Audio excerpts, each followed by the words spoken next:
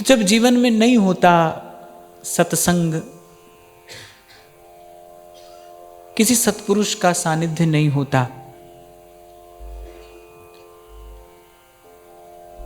तो जो संशयात्मिका बुद्धि जो है, ये कुछ इस प्रकार के कर्म में जीव को प्रवृत्त कराती है जिसका अंतिम परिणाम है घना मोहांधकार। जैसे अंधेरा घना हो तो आंख होने पर भी रास्ता नहीं सूझता ना, खबर नहीं पड़ती कहाँ जाना है, कहाँ पग धरना है। ऐसे ही जब मोह का अंधकार घना होता है तब ये सूझ नहीं पड़ता कि भाई जाना कहाँ है। और बिल्कुल यही स्थिति आत्मदेव की है। धुंधुली का पुत्र कौन है? धुंधुकारी। धुंधुकारी माने बिगड़ा हुआ मन। क्या कराता है, क्या करता है? जो नहीं करना है वो वही सब करता है। इसलिए कल भी आपको निवेदन किया था, जब अपना हित अहित न सूझे, जब अपने हित अहित का विचार न हो, तो ये कोई अच्छी स्थिति नहीं है, ये कोई अच्छी दशा नहीं है। पर जब किसी के समझाने पर भी अपना हित समझ में न आए, तब समझना अब तो जीवन मोहग्रस्त हो गया है, ये दुर्दशा है। वो ध्यान से सुनना, जब अपना हित अहित न समझ में आए तो ये अच्छी स्थिति नहीं है। पर किसी के समझाने पर भी, किसी के बताने पर भी, या मैं ऐसा कहूं कि जब गुरु के वचनों में भी श्रद्धा ना रहे, जब शास्त्र के वचनों पर विश्वास ना रहे, जब संत की बात, सत्संग की बात आपको प्रिय न लगे, जब ये असार संसार आपको अपनी ओर बड़ी प्रबल गति से आकर्षित करे, तब समझना ये जीवन की दुर्दशा है। और कुछ दिन पहले हमने यहां से चर्चा की थी, मैं आपको थोड़ा सा उसका स्मरण कराऊं। मैंने कहा था कि जब हम कुछ करते हैं, जब हम कुछ कर्म करते हैं, तो उस कर्म करने के परिणाम स्वरूप एक ऊर्जा उत्पन्न होती है। वो जैसा कर्म हुआ है वो उसी प्रकार की ऊर्जा है, और वो उसी प्रकार के कर्म की ओर पुनः आपको धकेल देगी। अच्छा किया है तो वो अच्छे कर्म का परिणाम आपको दूसरे अच्छे कर्म तक ले जाएगा। अनुचित किया है तो आप दूसरे अनुचित के लिए तैयार रहिए, क्योंकि अब आप करने को बाध्य हैं। हो सकता है वो करते समय आपका मन आपसे कहे कि नहीं ये ठीक नहीं है, आपकी बुद्धि कहे उचित नहीं है, लेकिन वो जो ऊर्जा है ना, जो पहले कर्म करने के परिणाम स्वरूप उत्पन्न हुई है, वो बलात् हठात आपको धकेल देगी वहां तक, आप वहां पर पहुंच जाएंगे। इसी को कर्म का दुष्चक्र कहा जाता है। और फिर होता क्या है, वो मोह अंधकार इतना घना होता जाता है। और मैंने ऐसा भी देखा है, कभी कभी तो जीवन की स्थिति ये हो जाती है कि व्यक्ति को बुरा ही अच्छा लगने लगता है, उसको बुरा ही अच्छा लगने लगता है, उसको अनुचित ही उचित लगने लगता है, उसकी उसी में उचित बुद्धि हो जाती है। तीन स्थितियां हैं। एक तो व्यक्ति जो अनुचित है, जो असत है, उससे स्वयं को बचा कर रखे। एक स्थिति यह है कि प्रारब्धवशात वो कर तो रहा है, लेकिन वो भीतर से जानता है कि मैं अनुचित कर रहा हूं, उसके मन में करने का पश्चाताप है। पर एक स्थिति तो ऐसी है जब करने का पश्चाताप भी नहीं है, जब अनुचित करने का कोई पश्चाताप नहीं है। ऐसे भी लोग आपको देखने को मिलेंगे संसार में, जिनको अनुचित करने का कोई पश्चाताप नहीं होता। क्यों? क्योंकि उनकी उसमें अनुचित बुद्धि ही नहीं है। वो समझते ही नहीं है कि भाई ये ठीक नहीं है, ये करने योग्य कर्म नहीं है। किसका परिणाम है? यही है मोह का परिणाम। इसीलिए गोस्वामी जी कहते हैं, मोह सकल व्याधीन करी मूला, तीन ते पुनि उपजई बहुसूला। युग परिवर्तन जैसी घटना घटी महाभारत के पश्चात। कितना बड़ा युद्ध हुआ, असंख्य मनुष्य उसमें लड़े मरे। एक प्रकार से भारत की संस्कृति में ही परिवर्तन हो गया उस काल के पश्चात। उसके मूल में क्या कारण है? धृतराष्ट्र का पुत्र मोह। जब दुर्योधन का जन्म हुआ था ना, तभी बुद्ध जनों ने धृतराष्ट्र को कहा था, भाई इस पुत्र को समाप्त कर दो। 100 पुत्र हुए हैं, अरे 99 भी तो बाकी हैं, इस एक पुत्र को समाप्त कर दो, नहीं तो ये कुल के नाश का कारण बनेगा। ये कुलांगार है, ये तुम्हारा कुल, तुम्हारा यश, तुम्हारी श्री, तुम्हारी प्रतिष्ठा सब धूल में मिला देगा। पर वो इतना गाढ़ा मोह का अंधकार था, धृतराष्ट्र विचार ही नहीं कर पाए। यही मैं आपको कह रहा था, ये इसे कहते हैं जीवन की दुर्दशा। जब स्वयं भी समझ ना आए और किसी के बताए भी अच्छी बात आपको नहीं समझ में आ रही, किसी के दिखाए भी अच्छा मार्ग आपको नहीं दिख रहा, ये जीवन की दुर्दशा है। इसलिए संत हाथ जोड़कर बार बार प्रभु से कहते हैं, कहो नानक हम यही हवाले राखो संतन पाछे। संतों के पीछे पीछे चलना चाहिए। भगवान कह रहे हैं, महाजनो ये नगतः सपंथा, उसी रास्ते पर जाना भाई जहां पहले भक्त जन संत जन चल के गए हैं। वही सच्चा रास्ता है, वही उस प्रकाशमय गंतव्य तक, लक्ष्य तक लेकर जाएगा। नहीं तो फिर दूसरी ओर तो माया और मोह का ये घना अंधेरा है। आज आत्मदेव को लग रहा है कि अरे उसी दिन उस संत की बात मान ली होती, उस संत ने मुझे कितना समझाया था, उस योगी, उस तपस्वी ने मुझसे कहा था कि अरे ये अज्ञान छोड़ दे। कितनी पुत्रेषणा बढ़ गई थी मेरे मन में। कल मैं आपको सुना रहा था ना, आत्मदेव को लगता है कि अरे जीवन को धिक्कार है, उस कुल को धिक्कार है, मेरे मनुष्य होने को ही धिक्कार है अगर मेरी संतान नहीं है तो। उस तपस्वी तेजस्वी ब्राह्मण को ऐसा लग रहा है कि भाई इस जीवन का उद्देश्य एकमात्र संतान होना ही है। और किसी ने कहा है ना कि जब जीवन खत्म होता है तो जीने का ढंग आता है, और कभी कभी तो भाई वो भी नहीं आता है। जीवन खत्म होता है तो जीने का ढंग आता है, और क्षमा बुझने लगती है तो महफिल में रंग आता है। कहने वाले ने बात तो बड़ी अच्छी कही, पर मुझे तो लगता है इससे भी अधिक दुर्दशा है जीवन की। जीवन बीत जाने पर भी जीवन का मूल्य समझ में नहीं आता। यही दशा आज आत्मदेव की है। अपार कष्ट पा रहे हैं। कारण क्या है? धुंधुकारी माने बिगड़ा हुआ मन। संशयात्मिका बुद्धि के, स्वार्थ परक बुद्धि के पीछे पीछे चलोगे तो मन बिगड़ता ही चला जाएगा। और वहीं दूसरी ओर जो संत के पीछे चला, माने जिसने संत के प्रसाद का आदर किया, उसको क्या मिला? गोकर्ण। दिव्य बालक है, अद्भुत ज्ञान और प्रतिभा से संपन्न है। कहते हैं कि आत्मदेव को दर्शन करके आनंद हो गया गोकर्ण का। अपने हाथ से उस गौपुत्र का, उस गौवत्स का उन्होंने जात कर्म संस्कार आदि संपन्न कराया। मनुष्य का सा उसका दिव्य आकार है। कान कैसे? कान गौ के हैं। गौ माने सात्विक, पवित्र, माने जो पवित्र वार्ता श्रवण करे। पहली भक्ति है ना, श्रवणम। एक बात तो मैं आपको छोटे से अनुभव से कहूं कि जो अच्छा सुनेगा वो अच्छा सोचेगा। सरल से शब्दों में आपको कह रहा हूं, जो अच्छा सुनेगा वो अच्छा सोचेगा, जो अच्छा सोचेगा वो अच्छा समझेगा, और जो अच्छा समझेगा वो अच्छा करेगा। हम कहते हैं ना भाई, सोच समझ कर करना। बड़े लोग कहते हैं भाई काम करना तो सोच समझ कर करना, माने सोचना भी, फिर सोचकर उसको समझना भी, फिर करना, सोच समझ कर करना। लेकिन अच्छा सोचने के मूल में क्या है? अच्छा सुनना। अच्छा सुनोगे तो अच्छा सोचोगे। कान के रास्ते जो विचार भीतर जाता है वो उत्पात भी कर सकता है, वो आलोक भी कर सकता है। गुरु का शब्द कान से ही तो जाता है भीतर। भीतर जाते ही वो जीवात्मा का स्वरूप बदल देता है, स्वरूपांतर होता है। गुरु का शब्द कान से भीतर जाते ही, संत का विचार भीतर जाते ही संसार छुड़ा देता है। अरे आया था हरि भजन को करी नरक की ठौर, संत की बात कान में गई, उसने सोचा। तीव्र बुद्धि वाला बालक होगा, सोचकर समझ भी गया, और बस सोच समझ कर दिया। क्या कर दिया?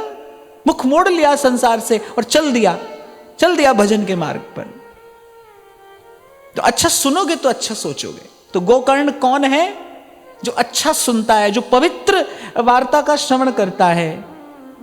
इस प्रसंग के आरंभ में मैंने आपको कहा था, श्री सनकादिक की महिमा क्या है कि वो निरंतर भगवत कथा ही सुनते हैं। निरंतर भगवत कथामृत का ही पान करते हैं और भगवान का गुण ही सुनते हैं। ये जो भक्तमाल के आरंभ में मंगलाचरण किया गया कि भजवे को दोई सुघर कै हरि दास, इसका तात्पर्य यही है कि भक्त के मुख से भगवान की बात सुनते रहिए। यही है हरि और हरिदास का भजन, यही है हरि और हरिदास का सेवन। कै हरिदास भजवे को दोई सुघर, सुनते रहिए, आप अच्छा सोचने लगेंगे। मैं कई बार आपसे कहता हूं ना, ढूंढ कर निकाल कर दिखाओ कहां है संसार। अगर आप ढूंढने जाओगे ना तो आपको मिलेगा संसार, मिलेगा कहां मिलेगा? अपने विचार में संसार मिलेगा। और कहां है संसार? और तो कहीं नहीं है संसार। और तो दूसरी दृष्टि से देखो तो पंचभूत है, सब भगवान का है, इसका उपादान कारण भगवान है, सब भगवान का ही तो है। संसार कहां है? संसार अगर आप ढूंढने जाओगे तो मिलेगा कहां? संसार मिलेगा अपने विचार में, वहां संसार है। विचार से व्यवहार होता है कि नहीं? जिसका जैसा विचार है उसका वैसा व्यवहार है। विचार से व्यवहार होगा और व्यवहार करते करते क्या होता है? व्यवहार करते करते वैसा संस्कार पड़ जाता है। और जब ये शरीर छूटता है ना तो वो जो संस्कार है वो जीव के साथ जाता है, वो फिर उसके पुनर्जन्म का कारण बनता है। वो निश्चित करता है कि भाई ये जीव कहां जाएगा। वो जो संस्कार है, हम कहते हैं ना जन्म लेते ही किसी बालक को भजन करना अच्छा लगता हो, हम कहते हैं भाई देखो छोटा सा बालक है और अभी से भगवान की पूजा करता है, अभी से भगवान की सेवा करता है। फिर कोई बुद्धजन अगर उसको देखता है तो कहता है भाई कोई संस्कारी जीव है। ये संस्कार जीव अपने साथ लेकर आता है ना, संस्कार नहीं छूटता है, संस्कार जीव के साथ जाता है, भगवान के धाम तक जीव के साथ जाता है। संस्कारी जीव भगवान के धाम तक जाता है। तो संस्कार के मूल में क्या है? व्यवहार है। व्यवहार के मूल में क्या है? विचार है। और विचार की शुद्धि कैसे होती है? श्रवण से विचार की शुद्धि होती है। विचार शुद्धि का एक उपाय है सत्संग। विचार शुद्धि की विधि है सत्संग। आपने अपने आसपास भी देख लीजिए, आपको महसूस होने लगेगा, आप अनुभव करेंगे। संतों के साथ रहने से क्या होता है? विचार ही तो शुद्ध होते हैं। क्या होता है? संत के साथ रहते रहते विचार शुद्ध होने लगता है, विचार में धर्म उतरने लगता है, विचार में धर्म उतरने लगता है। और जब विचार धार्मिक होते हैं, जब विचार में धर्म होगा तब आपके व्यवहार में भी धर्म हो जाएगा। तो हम कह रहे थे सुनना, सुनकर सोचना, सोचकर समझना और फिर सोच समझकर करना।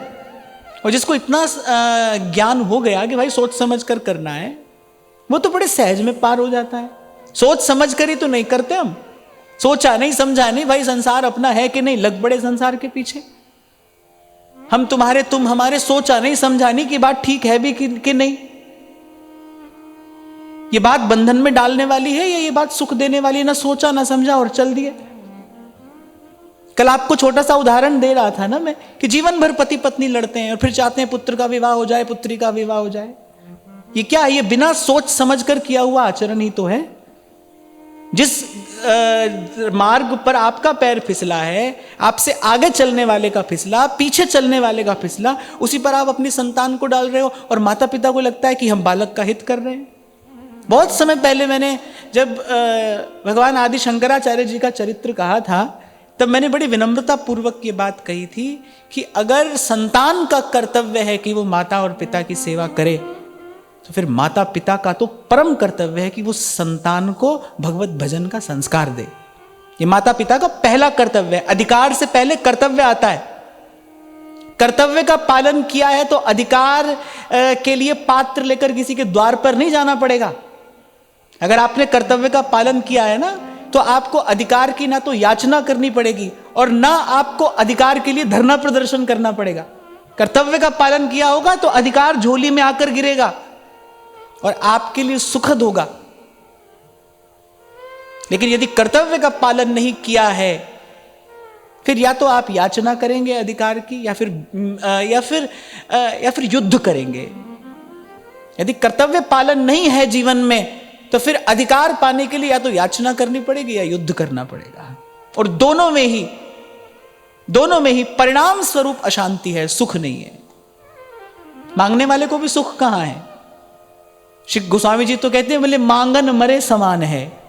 याचना करने वाले को कहाँ सुख है? मिल भी जाए उसको कोई वस्तु किसी की कृपा से मिल भी जाए तो भी भाई उसको सुख नहीं, क्योंकि वो भीतर से जानता है कि मैं तो याचक हूं। और ना युद्ध करने वाले को सुख है। स्वतः जो वस्तु मिलती है, प्रकृति जो देती है, उसी में सुख है। और प्रकृति अधिकार कब देती है? जब उसके मूल में कर्तव्य पालन हो। तो यदि माता पिता ये चाहे ना कि संतान सेवा करे, तो फिर उससे पहले उसको संस्कारी बनाइए। ये माता पिता का प्रथम कर्तव्य है। लेकिन ये सब विचार कब आते हैं? ये सब विचार किसकी कृपा से आते हैं? ये विचार आते हैं निश्चयात्मिक बुद्धि की कृपा से। जो निश्चयात्मिका बुद्धि है वो ये विचारों की संपदा धारण करती है। उस बुद्धि का धर्म है सद्विचार धारण करना। धारण करने से धर्म बना है ना। वो बुद्धि ऐसे सद्विचार धारण करेगी। हो तो रो रहे हैं, बिलबिला रहे हैं आत्मदेव, क्व तिष्ठामि क्व गच्छामि को मे दुःखं व्यपोहये प्राणांस्त्यजामि दुःखेन हा कष्टं मम संस्थितम्। रो रहे हैं, कहां रहूं, कहां जाऊं? अब मैं कहां रहूं और मैं कहां जाऊं? अच्छा, एक और बात, आपके मेरे पास भी दो मन है ना। एक बिगड़ा हुआ मन भी है और एक सुंदर सरस मन भी आपके मेरे पास में है। दो मन है ना, आपके मेरे भीतर दो मन है। वो सुंदर मन नहीं होता तो यहां तक कैसे आते? मन बिगड़ा भी है। ऐसी जैसे आत्मदेव के एक प्रकार से दो पुत्र हुए ना, धुंधुकारी भी और गोकर्ण भी। ऐसे हमारे पास भी दो मन है। धुंधुकारी मन भी है हमारे पास और हमारे पास गोकर्ण जैसा मन भी है। तो जब बड़ा क्लेश हुआ जब आत्मदेव को, तब कौन निकट आया?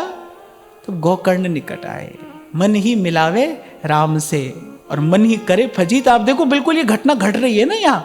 मन ही फजीत भी करा रहा है और मन ही राम से भी मिलाएगा। गोकर्ण आए, उपदेश दिया, पिता को उपदेश दे रहे हैं। गुरु के स्थान पर बैठकर पिता को उपदेश दे रहे हैं। और संतान का वास्तविक कर्तव्य यही है।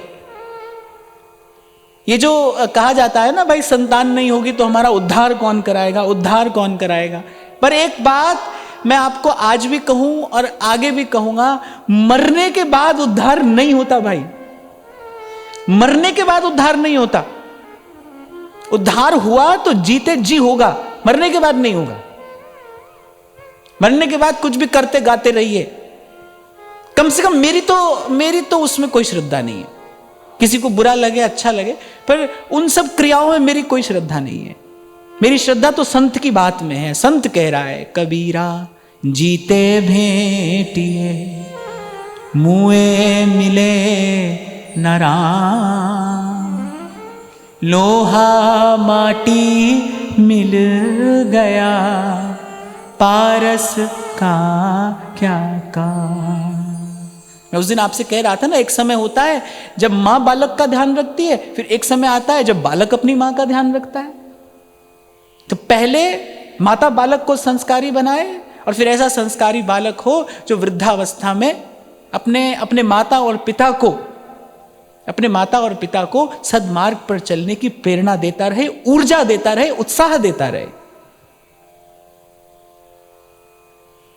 संसार में भाई आप मानो न मानो, स्वीकारो न स्वीकारो, पर संसार में वास्तविक हितैषी तो वही है ना जो भजन के मार्ग पर ले जाए। दूसरा कौन है बताओ? संतों ने तो बिल्कुल कहने में संकोच नहीं किया। ध्रुवदास जी वृंदावन शतलीला में कहते हैं ना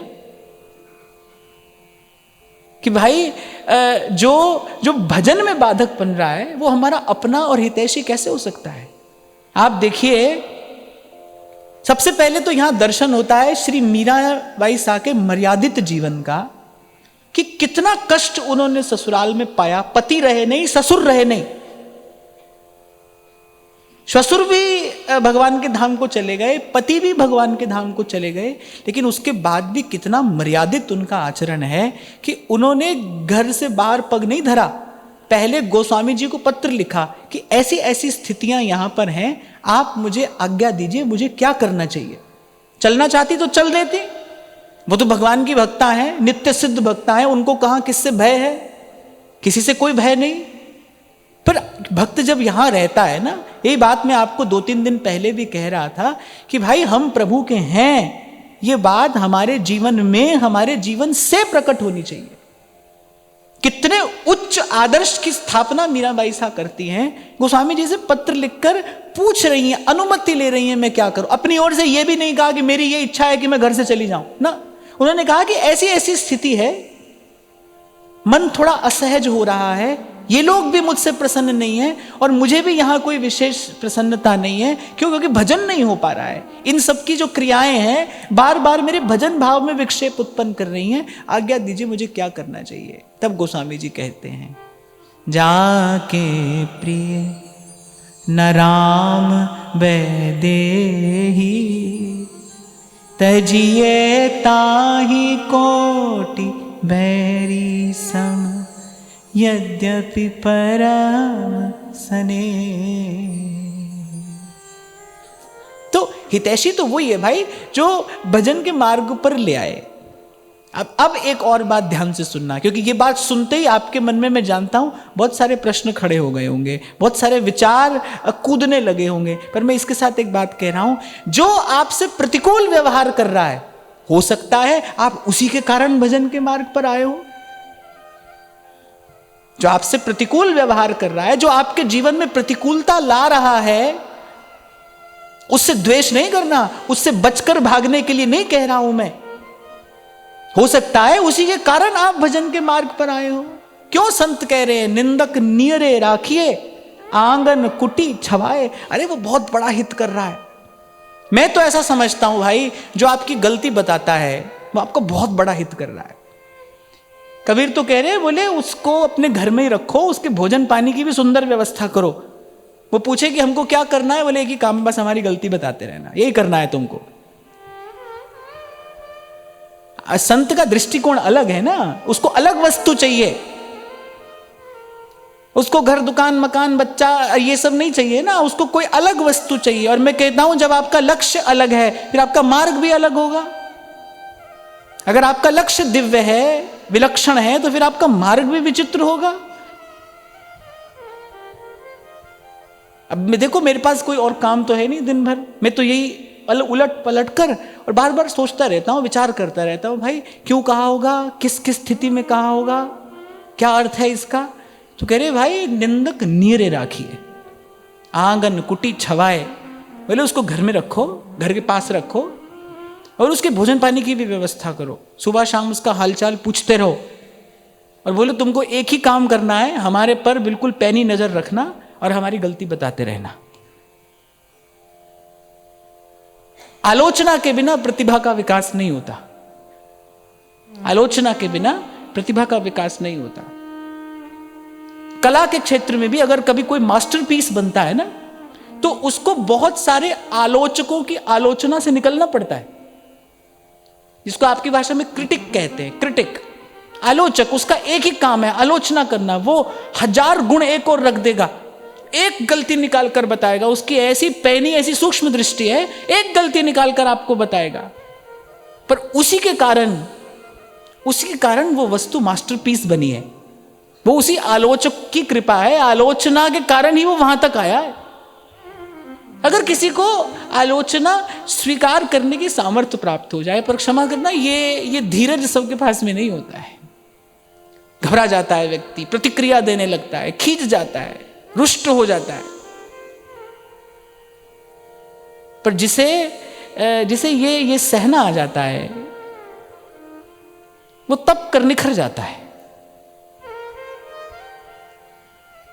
क्योंकि भाई ऐसे ही गिरते पड़ते यहां तक आए, आगे भी जाएंगे। तो जीवन में इस बात का अनेक बार अनुभव हुआ। अच्छा नहीं लगता जब कोई आपकी गलती बताए, उस समय अच्छा नहीं लगता। मेरे साथ तो ऐसा हुआ, कभी ऐसा हुआ कि जब कोई कहता था तो उस समय बहुत प्रिय नहीं लगता था, पर आज भाई उन सब का धन्यवाद है। मैं व्यासपीठ से कह रहा हूं ये बात, उन सब का हृदय से धन्यवाद है, क्योंकि जीवन में जो सकारात्मक परिवर्तन हुआ, जीवन में जो सुंदरता आई, वो उन्हीं जनों के कारण है। और मैं तो ये भी देखता हूं भाई, प्रशंसा करने वाला तो डुबा देता है। बहुत बरस पहले मुझे एक संत ने कहा था, बोले बेटा एक बात हमारी सदा अपने पास रखना, अपने आप को अपनी प्रशंसा करने वालों से बचा कर रखना, उनसे दूर रखना, उनके बीच में नहीं रहना। जो तुम्हारी बहुत प्रशंसा करते हो उनके बीच में नहीं रहना। कभी कभी इस प्रकार व्यक्ति अपने जीवन का अवमूल्यन भी कर बैठता है। संतों की बात में बड़ा गौरव होता है ना, वो गुरु हैं, भारी बात बोलते हैं, दे स्पीक वॉल्यूम्स, छोटी सी बात में बड़ी बात बोलते हैं, जीवन में बड़ी काम की बात बड़े काम आती है। तो काम आ रही है संतों की बातें। तो गोकर्ण गुरु होकर गुरुवत अपने पिता को उपदेश कर रहे हैं। मुंचा ज्ञानम प्रजारूपम मोहतो नरके गति निपतिष्यति देहोयम सर्वं त्यक्त्वा वनम ब्रज। जैसे कोई किसी को झकझोर कर जगाए ना, ऐसे गोकर्ण जगा रहे, बोले ये मेरा पुत्र है, ये मेरा पुत्र है। अरे इस अज्ञान को छोड़िए, कोई किसी का पुत्र नहीं है, कोई किसी का पिता नहीं है। कभी कभी ऐसे विचार की भी आवश्यकता होती है जीवन में। मैं आपसे कहता हूं ना कि कभी प्यार से, कभी फटकार से और कभी कभी मार से भी मन को सही मार्ग पर लाना पड़ता है। प्यार से आ जाए प्यार से लाइए, फटकार से आए तो फटकारिए, कभी कभी मार से भी लाना पड़ता है। अंतिम बात यही है भाई, जीवन का कल्याण होना चाहिए, मंगल होना चाहिए। भगवत विस्मृति जैसा अमंगल जीवन में ना हो जाए, ऐसी विपत्ति जीवन पर ना आ जाए। उसने कहा अरे आप बार बार कह रहे हैं मेरा पुत्र, मेरे पुत्र ने क्या किया, मेरे पुत्र ने क्या किया। बस यही मोह ही आपके सारे क्लेश का कारण है। छोड़िए इसे, मुंच ज्ञानम, बोले इस अज्ञान को छोड़िए। न चेन्द्रस्य सुखम किंचिन्न सुखम चक्रवर्तिनः सुखमस्ति विरक्तस्य मुनेरेकांत जीविनः। बोले पिताजी, ना इंद्र को सुख है, ना किसी चक्रवर्ती सम्राट को सुख है, किसी को सुख नहीं है यहां पर। आत्मदेव को लगने लगा वो जो पुराना संस्कार था, मैंने कहा ना संस्कार लुप्त नहीं होता, थोड़ी देर के लिए सुप्त हो जाता है पर लुप्त नहीं होता, जाएगा नहीं संस्कार कहीं। इसलिए जिससे संस्कार का निर्माण हो रहा है उस प्रक्रिया पर ध्यान देने की आवश्यकता है। संस्कार कहीं नहीं जाएगा, भगवान के धाम तक आपके साथ रहता है वो। क्योंकि आत्मदेव ने आरंभ में बड़ा तपस्वी जीवन व्यतीत किया था, धर्म का पालन किया था, सद्धर्म पर चले। जीवन बिगड़ा क्यों? कुसंग से बिगड़ा, गलत संग हुआ तो जीवन बिगड़ गया। ये कथा, ये घटना कुछ ये भी संकेत करती है, कितना भी श्रेष्ठ जीवन क्यों ना हो पर कुसंग से बिगड़ ही जाएगा, बिगड़ेगा, उसमें विकार उत्पन्न हो ही जाएगा। एक जल का पात्र आपने भरा है कि आप अब उससे अपने प्रभु को स्नान कराएंगे। मैं तो कई बार आपसे कहता हूं ना, गंगा जल में कोई मदिरा मिला दे तो गंगा जल भी ग्रहण करने योग्य नहीं होता। अरे मिलाने की बात छोड़ दीजिए, हमने पात्र में जल भरा है कि हम प्रभु को स्नान कराएंगे, उस पात्र से कोई मदिरा की खाली बोतल स्पर्श करा दे तो भी वो जल प्रभु को निवेदन करने योग्य नहीं रहता, इतने कुसंग से भी, तो भी अब वो योग्य वस्तु नहीं है।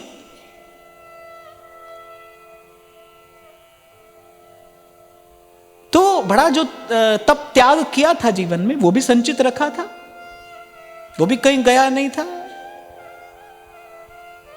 तो वो जो स्मृति थी, वो जो चेतना थी, वो पुनः जागृत होने लगी गोकर्ण के शब्दों को सुनकर।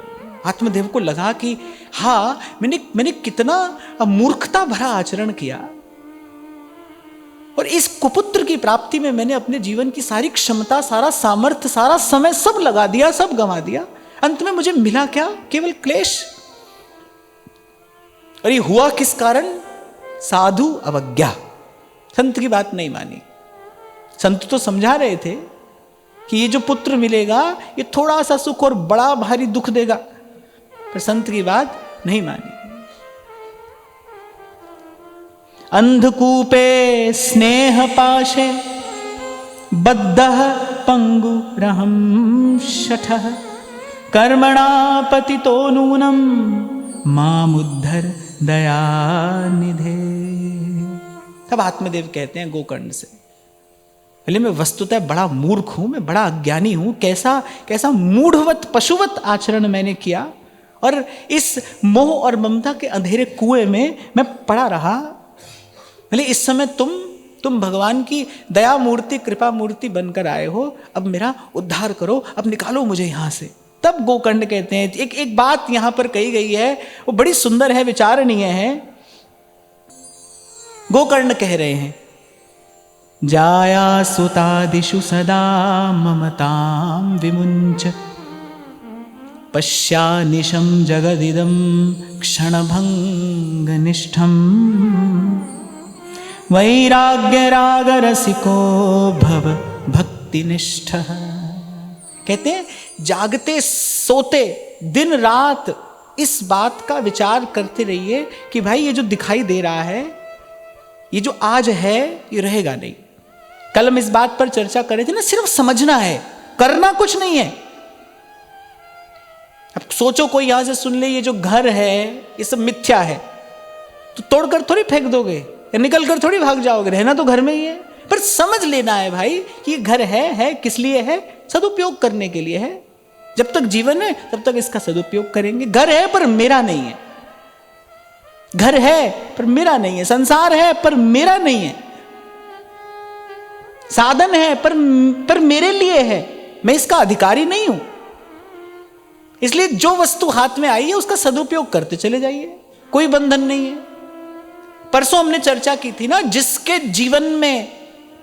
जीवन में प्रवाह रुक जाएगा उसके जीवन से दुर्गंध आने लगेगी, विकार उत्पन्न होने लगेंगे, जीवन विकृत हो जाएगा।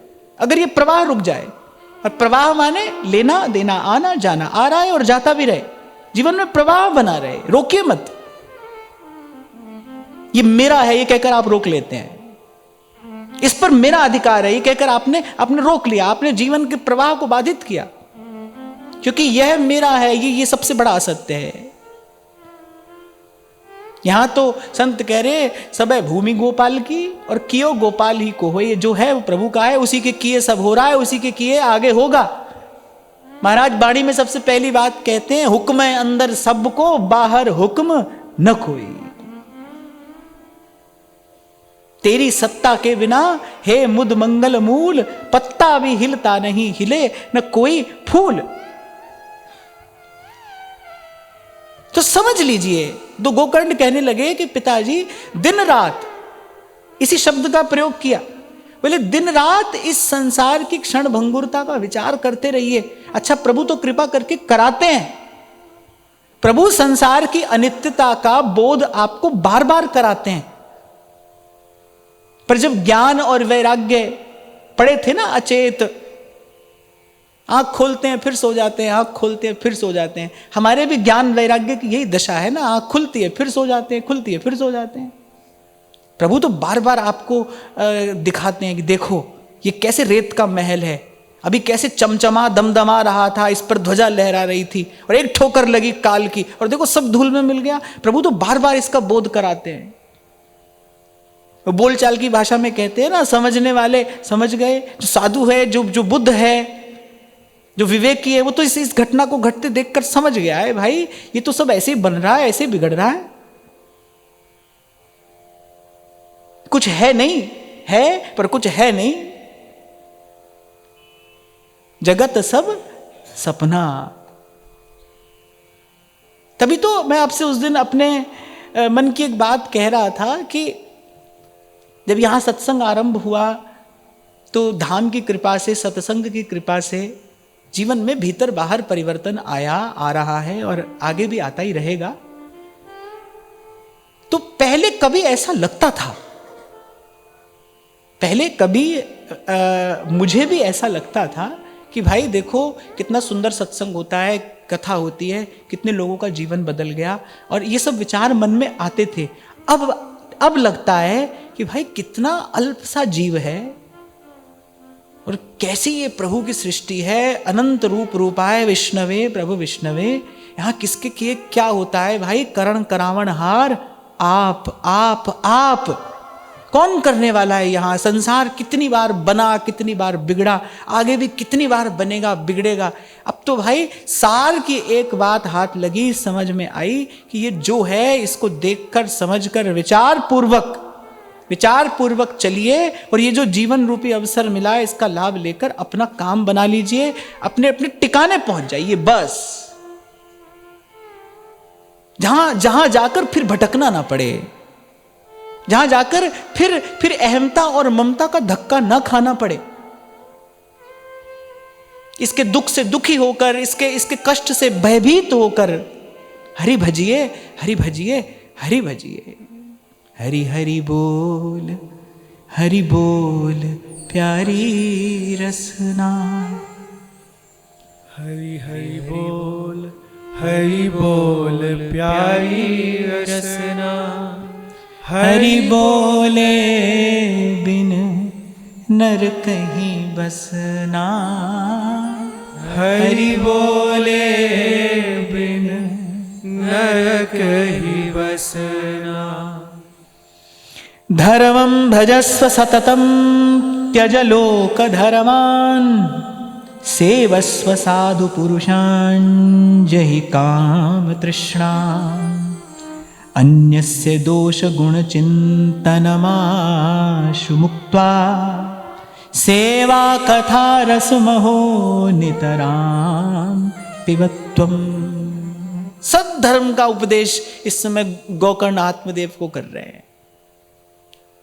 इसी उपदेश की आपको, मुझे, हम सबको आवश्यकता है। ये 4 पंक्तियां जो है, जो एक श्लोक है, बड़ा अद्भुत है। सबसे पहले तो कहते भगवत भजन ही सबसे बड़ा धर्म है। धर्मम भजस्व सततम। श्री हरि का सतत भजन करिए, अहनिस हरि जी सुमिरिए। आज बड़ा पावन, बड़ा पवित्र दिन है। श्री रैदास जी महाराज का प्रागट्य उत्सव है।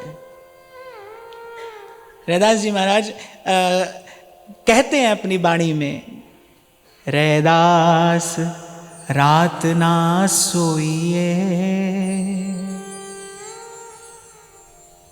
दिवस ना करिए स्वाद। अहनिस हरि जी सिमरिए, छाड़ सकल बकवाद। धर्मम भजस्व सततम।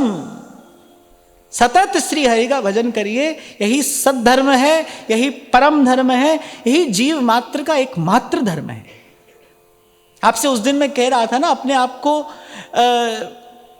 स्त्री समझो तो फिर धर्म कुछ और है, पुरुष समझो तो भजन कुछ और है। अगर आप अपने आप को प्रभु का समझते हो फिर धर्म कुछ और है। प्रभु का समझते हो तो फिर एक ही धर्म है। हरि भजिए। उस समय गोकर्ण आत्मदेव को यही कह रहे हैं, कह रहे अब आप सब बातों को छोड़कर त्यज लोक धर्मान। मैं पिता हूं, मैं पुत्र हूं, ये सब लौकिक धर्म है। कह रहे अब आप इसका विचार छोड़िए, त्यज लोक धर्मान।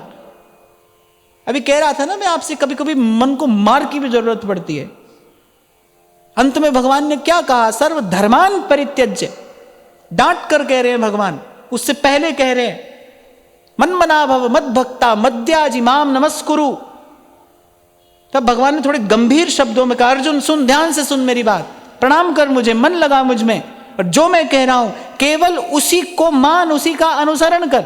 और फिर भगवान ने कहा सर्व धर्मान परित्यज्य मामेकम शरणम ब्रज, अहम त्वा सर्व पापेभ्यो मोक्षयिष्यामि मा शुच। तो कभी कभी ऐसा समय भी आता है कि जब फिर किसी अन्य बात का विचार करना व्यर्थ है, निरर्थक है, अनावश्यक है, तो कहा इस समय अब आप कुछ और विचार मत करिए, यही आपका इस समय परम धर्म है। त्यज लोक धर्मान, भूल जाइए आप पिता हैं, पुत्र हैं, ब्राह्मण हैं, ये भी भूल जाइए और जाकर श्री हरि का भजन करिए। सेवस्व साधु पुरुषान जहि काम तृष्णाम। और कहते हैं ये जो तृष्णा, वासना, ये संसार की कामना है, इसको जीत लीजिए। आत्मदेव कहने लगे कैसे जीत लूं, मैं तो बिल्कुल निर्बल हो गया हूं, हताश हो गया हूं, मेरा ज्ञान ध्यान सब बह गया है, मेरी जीवनी शक्ति क्षीण पड़ गई है, मैं तो कुछ विचार भी नहीं कर पा रहा, कहां जाऊं, क्या मेरा मार्ग है, इस समय मुझे कुछ नहीं सूझ रहा, मन मेरा रोगी है, शिथिल पड़ा है, क्या करूं। और तुम कह रहे हो कि जय काम तृष्णाम, इसको जीत लो। तो गोकर्ण उपाय भी बता रहे हैं, सेवस्व साधु पुरुषान, बोले संतों के पास रहिए, साधु पुरुषों का सेवन करिए। आप संत का सेवन करते करते सकाम से निष्काम हो जाएंगे। संत के पास रहकर ही संसार की वासनाओं को जीता जा सकता है। संसार की वासना जो है उसका पराभव केवल संत और गुरु की कृपा से ही होता है। अंधकार गुरु मंत्र उजारा, गुरु के संग सगल निस्तारा, गुरु का शब्द न मेटे कोई, कह नानक नानक हरि सोई।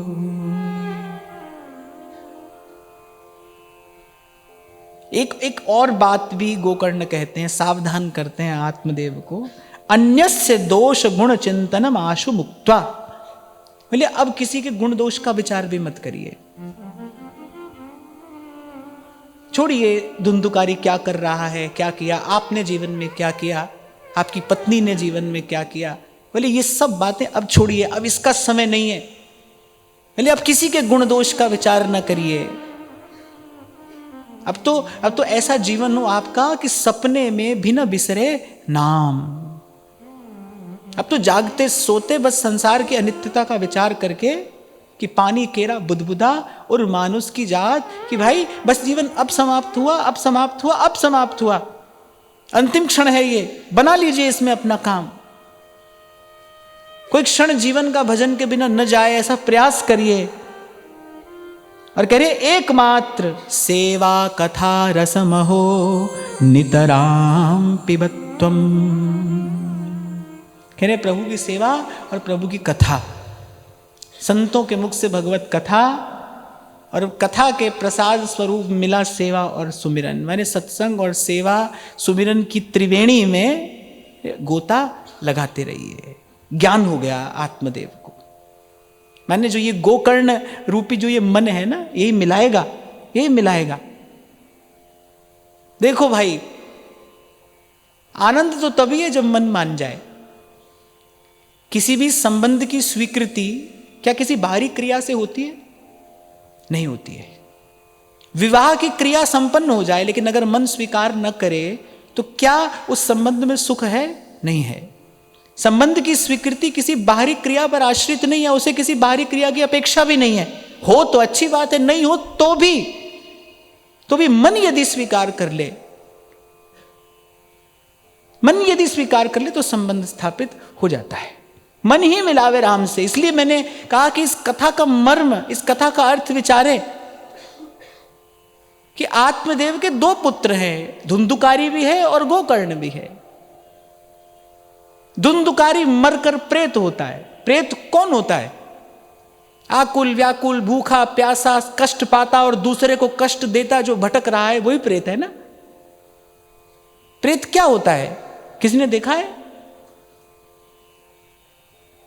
नहीं देखा है। अरे सभी के घर है फिर भी किसी ने नहीं देखा है। सबका मन प्रेत ही है। जब तक भगवान नहीं मिले तब तक मन प्रेत ही है, भटक ही तो रहा है। आकुल व्याकुल भूखा प्यासा, स्वयं भी कष्ट पा रहा है, दूसरे के भी कष्ट का कारण बन रहा है, भटक रहा है, ये प्रेत ही तो है। गोकर्ण कथा सुनाकर पहले ज्ञान देकर अपने पिता का उद्धार करते हैं। देखो बड़ी बड़ी बड़ी सुंदर घटना यहां घट रही है। गोकर्ण ज्ञान देकर पहले अपने पिता का उद्धार करते हैं,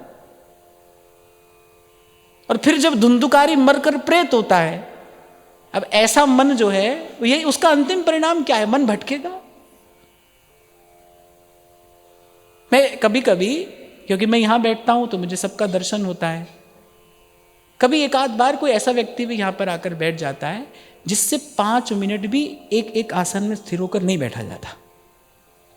वो यहां हिलेगा, वहां ऐसे डुलेगा, इधर देखेगा, उधर देखेगा, आगे देख रहा है, पीछे देख रहा है, तो खबर पड़ जाती है भाई ये कितना अस्थिर मन का व्यक्ति है, इसकी चेतना कितनी अस्थिर है।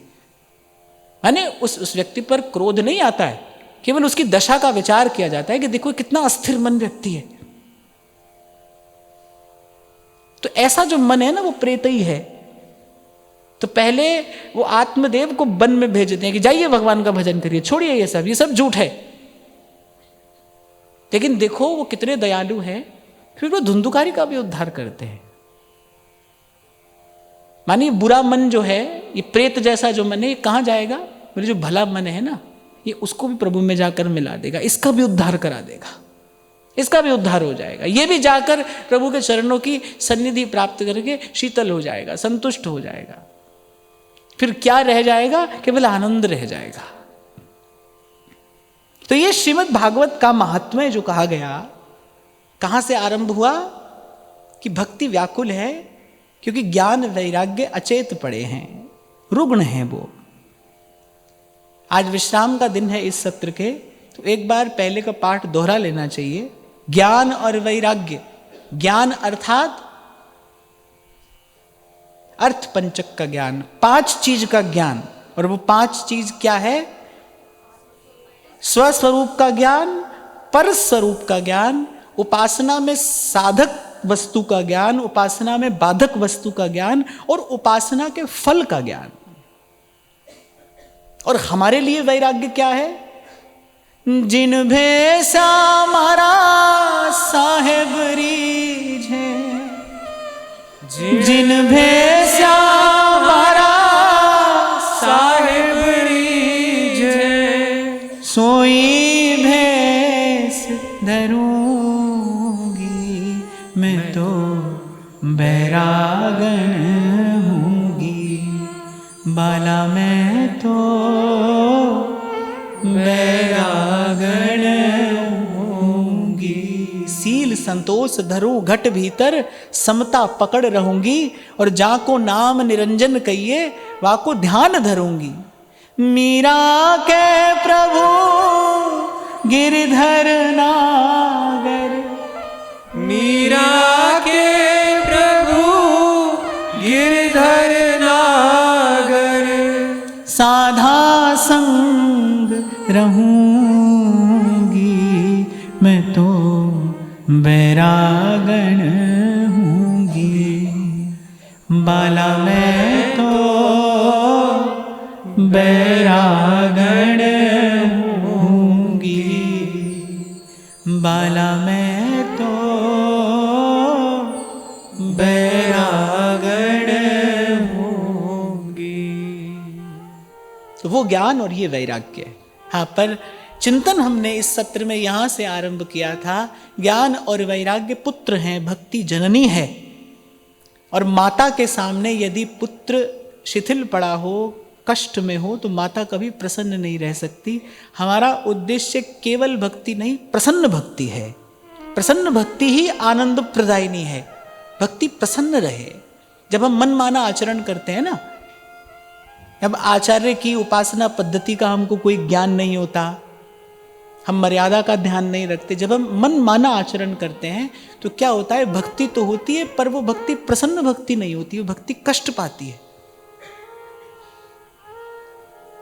पूर्व भी यहां से एक बार मैंने संकेत किया था कि जैसे लिए लिए घूमते हैं लोग ठाकुर जी को, आजकल खूब देखता हूं मैं, लिए लिए डोल रहे हैं, और न स्थान का विचार है, न समय का विचार है, न शुद्धता का विचार है, न पवित्रता का विचार है। देखो, ध्यान देना, भगवान आचार्यों की कृपा से सुलभ हो गए हैं, पर भगवान सस्ते नहीं हैं।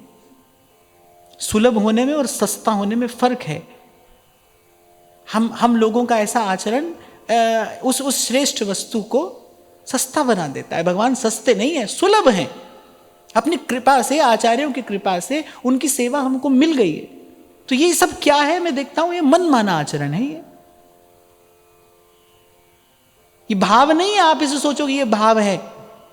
भाव क्या है? भाव तो वही है जो आचार्य दे रहा है। हमको क्या पता भाव क्या है?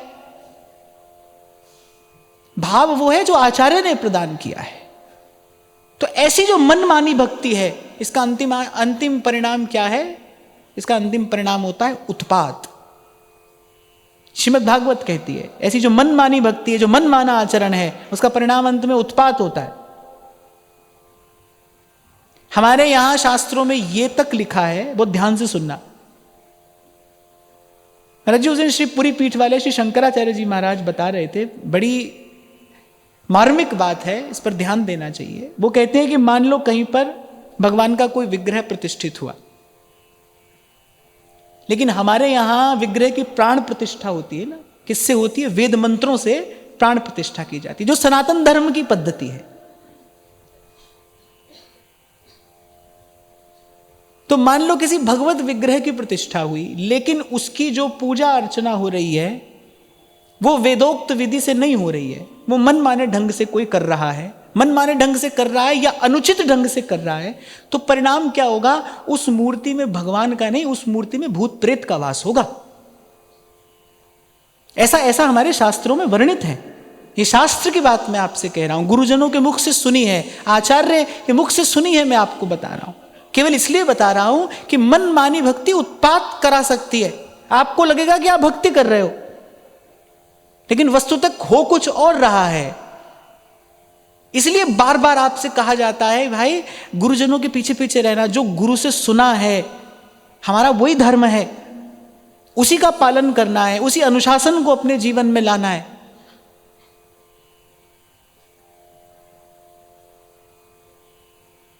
तो ऐसी भक्ति, ऐसा ज्ञान और ऐसा वैराग्य, और भक्ति, ज्ञान और वैराग्य तीनों ही पुष्ट प्रसन्न कब हुए? कहां हुए? भक्ति, ज्ञान और वैराग्य प्रसन्न कहां हुए? सत्संग में। जैसे ही सत्संग आरंभ हुआ, जैसे ही भगवान की कथा आरंभ हुई, जैसे ही भगवत गुणानुवाद आरंभ हुआ, प्रकट हो गई ना भक्ति, दोनों भुजा उठाकर, ज्ञान और वैराग्य को संग लेकर। श्री कृष्ण गोविंद हरे मुरारे, हे नाथ नारायण वासुदेव। श्री कृष्ण गोविंद हरे मुरारे, हे नाथ नारायण वासुदेव। श्री कृष्ण गोविंद हरे मुरारे, हे नाथ नारायण वासुदेव। श्री कृष्ण गोविंद हरे मुरारे, हे नाथ नारायण वासुदेव। श्री कृष्ण गोविंद हरे मुरारे, हे नाथ नारायण वासुदेव। श्री कृष्ण गोविंद हरे मुरारे, हे नाथ नारायण वासुदेव।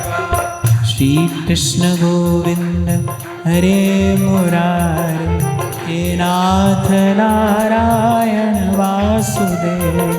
श्री कृष्ण गोविंद हरे मुरारे, हे नाथ नारायण वासुदेवा। तो सब प्रश्नों का उत्तर एक है, जीवन में आनंद कब है? जब भक्ति प्रसन्न हो। भक्ति प्रसन्न कब है? जब ज्ञान वैराग्य पुष्ट हो। और भक्ति प्रसन्न और ज्ञान वैराग्य पुष्ट कब है, कहां है? जब सत्संग है, जहां सत्संग है। सब प्रश्नों का एक उत्तर है। तो हमने सत्संग की महिमा से ही आरंभ किया, हम सत्संग की महिमा पर ही लौट कर आते हैं। यही महिमा है, सत्संग की ही महिमा है। एक यही है भाई जो कभी पुराना नहीं पड़ता। ये एक आनंद ऐसा है जो कभी पुराना नहीं पड़ेगा। हम नित्य प्रति विश्राम के समय कीर्तन करते हैं, गोविंद जय जय गोपाल। कभी आपको ऐसा लगता है कि भाई रोज यही कीर्तन हो रहा है? नहीं लगता है ना। कभी भगवान का नाम पुराना होता है, कभी भगवान का रूप पुराना होता है? नहीं होता, हो ही नहीं सकता। दिने दिने नवम नवम, यही तो सबसे बड़ा आश्चर्य है। ये सबसे पुराने हैं इस सारे अस्तित्व में। सबसे पुराना कौन है? श्री कृष्ण सबसे पुराने हैं, उनसे पुराना और कोई नहीं है। वो सबसे पुराने हैं, लेकिन वो नित्य नित्य नवीन हैं, हर दिन नए हैं, हर क्षण नए हैं। और हमारे आचार्यों ने तो एक ऐसा रूप देखा है, वो तो कह रहे हैं दिन दिन नहीं, छिन छिन नयो नयो लागत, तब तब नयो नयो लागत, जब जब देखूं तेरो मुख प्यारी, तब तब नयो नयो लागत। तो ये है जो कभी पुराना नहीं पड़ेगा, ये नित्य नवीन है, नित्य शुद्ध है, नित्य पवित्र है, और जीवन को शुद्ध बुद्ध मुक्त कर देने वाला है।